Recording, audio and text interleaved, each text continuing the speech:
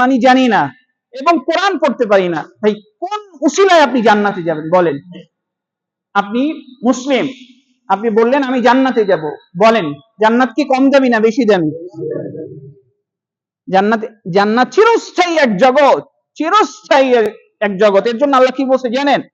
ওয়াসারিউ ইলা মাগফিরাতিন, তোমরা আল্লাহর ক্ষমার দিকে দ্রুত চলে আসো। কার ক্ষমার দিকে? আল্লাহর ক্ষমার দিকে।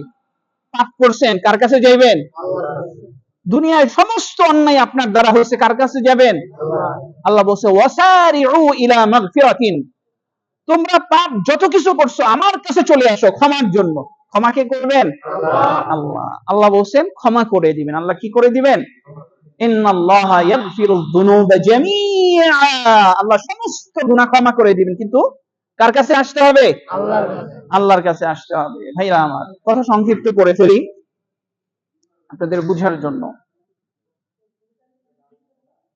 যে আল্লাহর কাছে যাইতে হবে, মুসাবাকা করতে হবে, প্রতিযোগিতা করতে হবে, ক্ষমার প্রতিযোগিতা। দ্বিতীয় আরেকটা প্রতিযোগিতা করতে হবে, সেটা কি?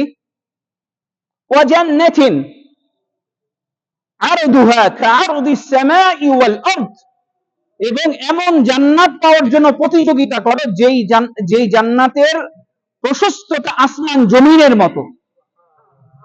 সুবহানাল্লাহ, আসমান জমিনের মতো জান্নাত। কল্পনা করতে পারেন? আল্লাহর ক্ষমার দিকে প্রতিযোগিতা করো এবং জান্নাত পাওয়ার ব্যাপারে প্রতিযোগিতা করো। এই কথার মানে কি ভাই? জান্নাত পাওয়ার প্রতিযোগিতা করার মানে কি একটা বলবেন ভাই? একজন ভাই বলেন না। মানে আমি জান্নাত চাই, প্রতিযোগিতা করব, কিভাবে করব? সর্বপ্রথম আপনাকে তাওহীদ বুঝতে হবে। কি বুঝতে হবে? তাওহীদ বুঝতে হবে, ঈমান বুঝতে হবে, শিরক থেকে দূরে থাকতে হবে। এটা সবচেয়ে বড় প্রতিযোগিতা।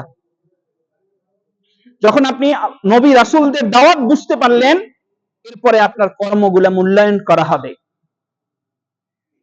আপনার নামাজ, রোজা, হজ, যাকাত এগুলো আপনার কর্ম, কিন্তু আপনার যদি তাওহীদ, আপনার ঈমান যদি ঠিক না থাকে, আপনার নামাজ, রোজা, হজ, যাকাত কোনো কিছুই কাজে আসবে না। এর জন্য আল্লাহ রাসূল সাল্লাল্লাহু আলাইহি ওয়াসাল্লাম 13টা বছর মক্কায় তাওহীদের দাওয়াত দিয়েছে। কিসের দাওয়াত? তাওহীদের দাওয়াত। তাওহীদ বুঝতে হবে। তাওহীদ কি করতে হবে? যে সংক্ষিপ্ত ভাবে বলি, সূরা আসরের কথা বলতেছিলাম, যে তারা ক্ষতিগ্রস্ততার মধ্যে নেই যারা ঈমান আনছে। ইল্লাল্লাযীনা আমানু, প্রথমটা কি? ঈমান, স্বচ্ছ ঈমান। কি করতে হবে?